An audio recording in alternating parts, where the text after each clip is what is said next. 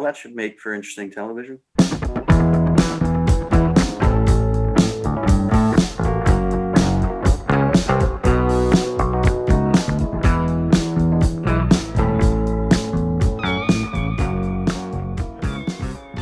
What's up, everybody? Welcome back to Listography.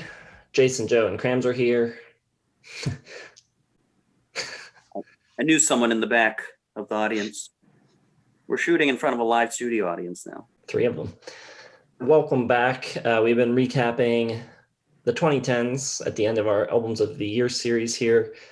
And it is time to now make some of our picks for our favorite live albums of the decade. I gotta say, this was pretty difficult. I did not listen to hardly any live albums the entire decade, so I had to really kind of dig around to find some. But what about you guys?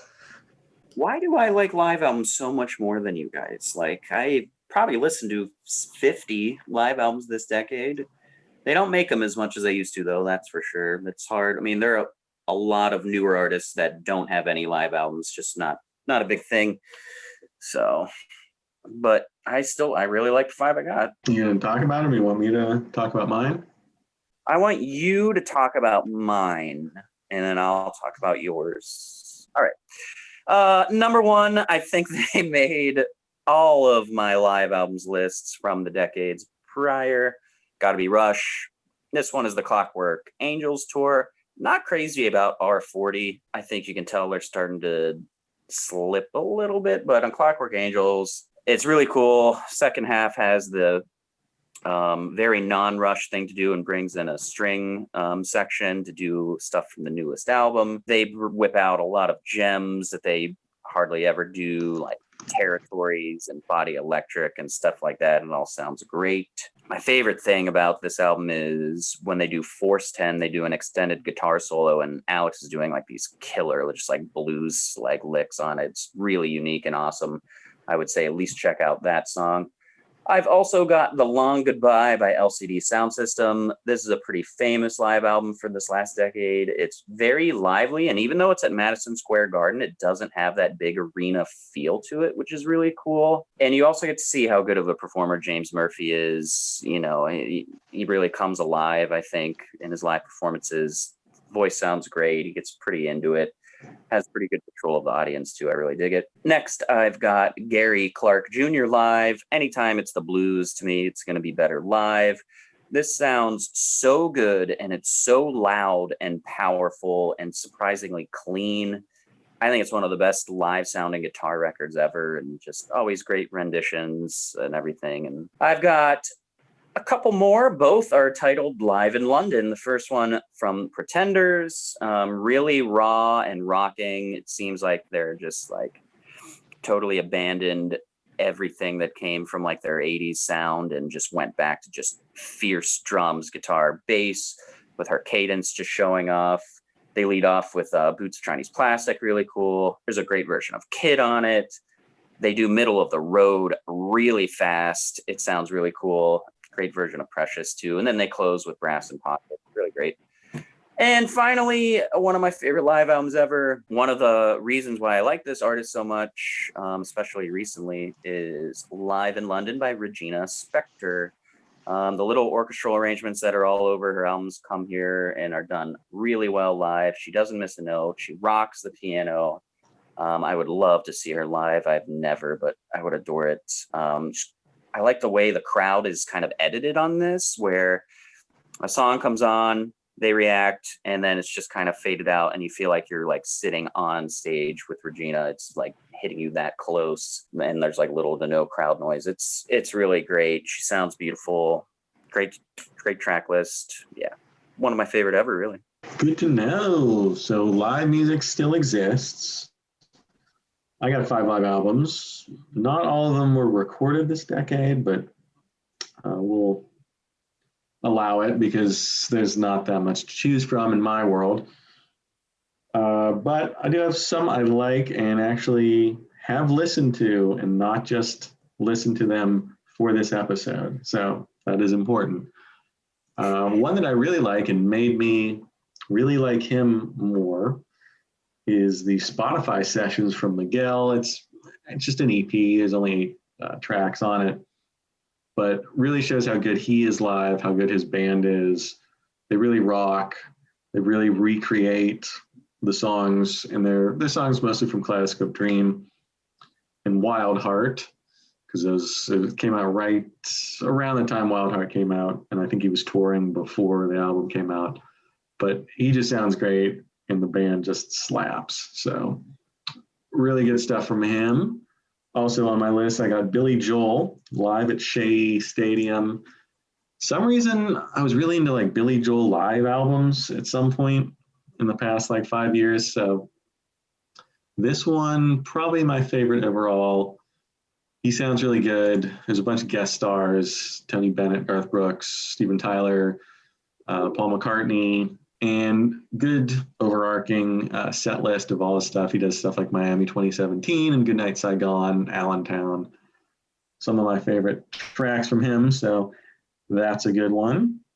I also got Kate Bush, Before the Dawn, and this mostly from Ariel, and she does the Ninth Wave suite and the singles pretty much from Hounds of Love.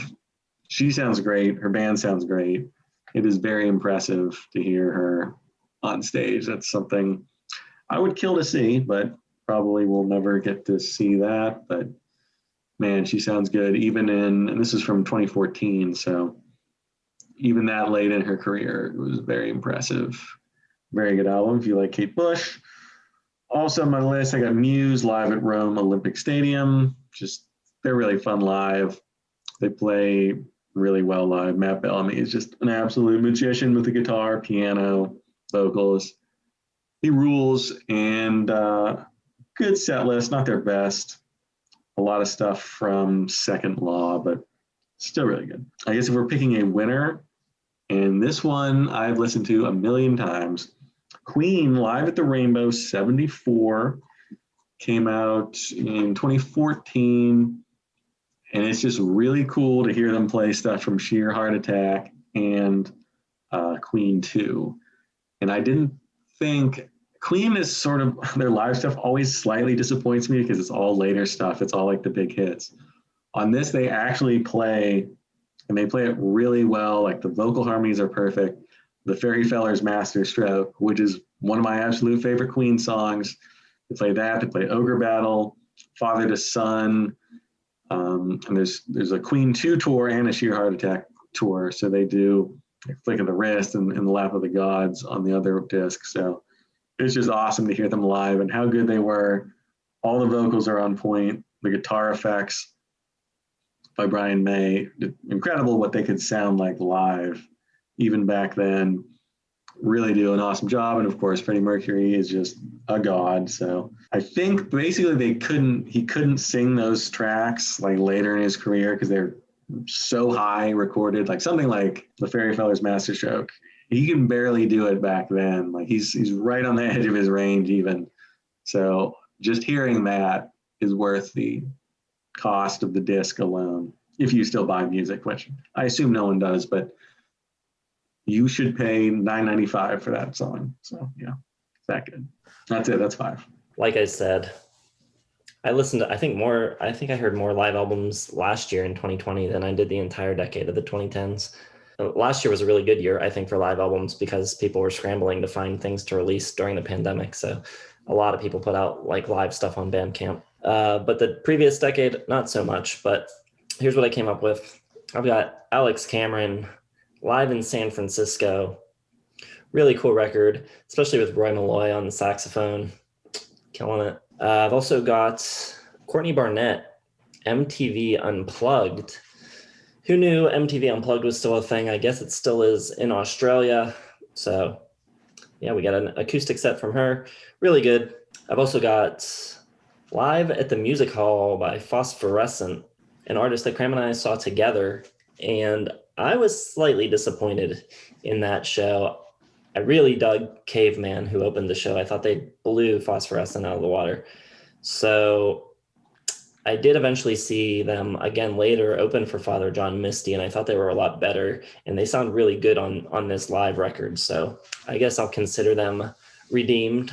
I've also got Live at the Flamingo Hotel by Dr. Dog.